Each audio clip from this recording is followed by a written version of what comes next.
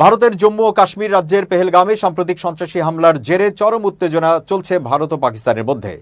এই আবহে সামাজিক যোগাযোগ মাধ্যমে পাকিস্তানকে সমর্থন করে পোস্ট দেওয়ায় অন্তত ৩০ জনকে গ্রেপ্তার করেছে ভারতের উত্তর পূর্বাঞ্চলীয় রাজ্য আসামের পুলিশ। রাজ্য প্রশাসনের বরাত দিয়ে বুধবার এক প্রতিবেদনে এই তথ্য জানিয়েছে এনডিটিভি অনলাইন। রাজ্যের মুখ্যমন্ত্রী হিমন্ত বিশ্ব শর্মা ইঙ্গিত দিয়েছেন, ভবিষ্যতেও এই গ্রেপ্তার অভিযান অব্যাহত থাকবে। রাজধানী গুয়াহাটিতে নিজ কার্যালয়ে এক সংবাদ সম্মেলনে হিমন্ত বিশ্ব শর্মা বলেন, ভারত ও পাকিস্তানের মধ্যে কোনো সাদৃশ্য নেই। দুটি দেশ পরস্পরের শত্রু এবং আমরা তাই থাকব।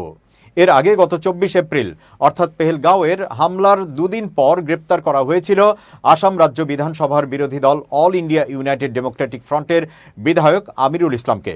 ২০১৯ সালে কাশ্মীরের পুলওয়ামায় ভারতের আধা সামরিক বাহিনী সিআরপিএফ এর গাড়িবহরকে লক্ষ্য করে যে ভয়াবহ সন্ত্রাসী হামলা হয়েছিল, সেই সময় এই হামলাকে বিজেপি এবং প্রধানমন্ত্রী মোদীর ষড়যন্ত্র বলে উল্লেখ করে একটি ভিডিও বার্তা সামাজিক যোগাযোগ মাধ্যমে পোস্ট করেছিলেন AIUDF আসাম রাজ্য শাখার জ্যেষ্ঠ নেতা আমিনুল ইসলাম।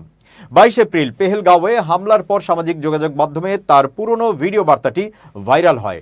এর জেরে গ্রেপ্তার করা হয় বিধায়ক আমিনুল ইসলামকে।